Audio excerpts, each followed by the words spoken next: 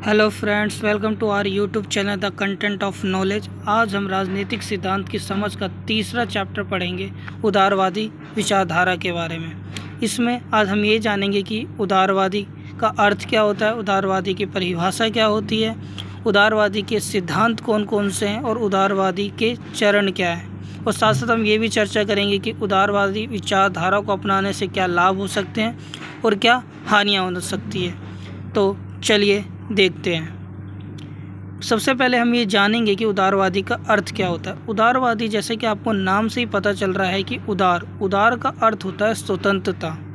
और उदारवादी जो है वो राजनीति का एक सिद्धांत है जिसमें व्यक्ति की स्वतंत्रता पर बल दिया जाता है।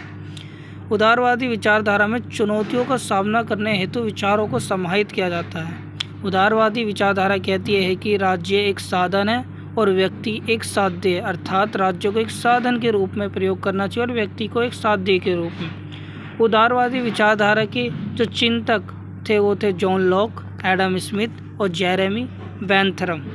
चलिए अब हम ये जानते हैं कि उदारवादी विचारधारा के सिद्धांत कौन कौन से हैं। पहला सिद्धांत है व्यक्ति के प्राकृतिक अधिकारों का सिद्धांत। ये सिद्धांत बताता है कि प्रत्येक व्यक्ति के पास जन्मजात अधिकार होते हैं, जैसे विचार अभिव्यक्ति की स्वतंत्रता, संपत्ति का अधिकार, स्वतंत्रता का अधिकार आदि। दूसरा सिद्धांत है स्वतंत्रता का आदर्श और तीसरा सिद्धांत है समानता का आदर्श। उदारवादी विचारधारा कहती है कि समानता और स्वतंत्रता एक व्यक्ति के विकास के लिए महत्वपूर्ण है, साथ साथ समाज के विकास के लिए ये स्वतंत्रता और समानता को प्रोत्साहन देती है। चौथा सिद्धांत है मानव विवेक में आस्था। उदारवादी विचारधारा ये कहती है कि व्यक्ति और समाज के विकास में बुद्धि और विवेक अति महत्वपूर्ण है। पांचवा सिद्धांत है स्पष्टीकरण तथा मूल्यांकन को स्वीकारना। उदारवादी विचारधारा ये कहती है कि व्यक्ति को समय समय पे अपना मूल्यांकन करते रहना चाहिए कि वो जो कार्य कर रहा है वो सही है या गलत है। और लास्ट सिद्धांत है व्यक्ति साध्य है और राज्य साधन है। उदारवादी विचारधारा ने कहा कि व्यक्ति एक साध्य है और राज्य एक साधन के रूप में है। अब हम जानते हैं कि उदारवादी सिद्धांत के चरण।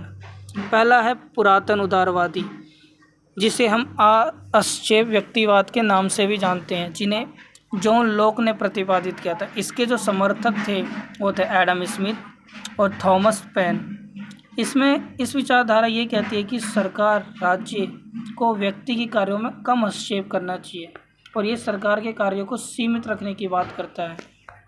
जॉन लॉक इस विचारधारा में कहते हैं कि सरकार व्यक्ति के प्राकृतिक अधिकारों का संरक्षण करे, अर्थात सरकार का केवल ये कार्य होना चाहिए कि वे व्यक्ति के अधिकारों की सुरक्षा करे। दूसरा चरण है आधुनिक उदारवादी अर्थात कल्याणवाद। ये विचारधारा कहती है कि सरकार को उन बाधाओं को हटाना चाहिए जो व्यक्ति के स्वतंत्रता के आड़े आती है। और इस विचारधारा में स्टुअर्ट मिल ने सकारात्मक स्वतंत्रता की संकल्पना प्रस्तुत की। यहाँ सकारात्मक स्वतंत्रता का अर्थ है कानून का पालन करते हुए कार्य को करना। इस विचारधारा में उदारवादियों ने कहा कि व्यक्ति प्रगतिशील है और उनमें असीमित संभावनाएं होती हैं और ये आक्षेप पूंजीवाद को प्रोत्साहन प्रदान करते हैं। इसकी शुरुआत जो है वो ब्रिटेन तथा अमेरिका में देखने को मिलती है और इस विचारधारा को अपनाने से समाज जो है उन्नति की ओर अग्रसर होता है। अब तीसरा जो चरण है वो नव उदारवादी चरण है, जिसे जो पुरातनवादी व आधुनिकवाद सिद्धांत से ही इसका जन्म हुआ है और ये विचारधारा अत्यंत प्रभावशाली है। इसमें सरकार के नियंत्रण को भी महत्व दिया जाता है और साथ ही साथ मुक्त व्यापार नीतियों तथा अंतर्राष्ट्रीय पूंजी के मुक्त संचार का समर्थन भी किया जाता है। अब हम ये जानते हैं कि उदारवादी विचारधारा के क्या लाभ हैं और क्या सीमाएं हैं।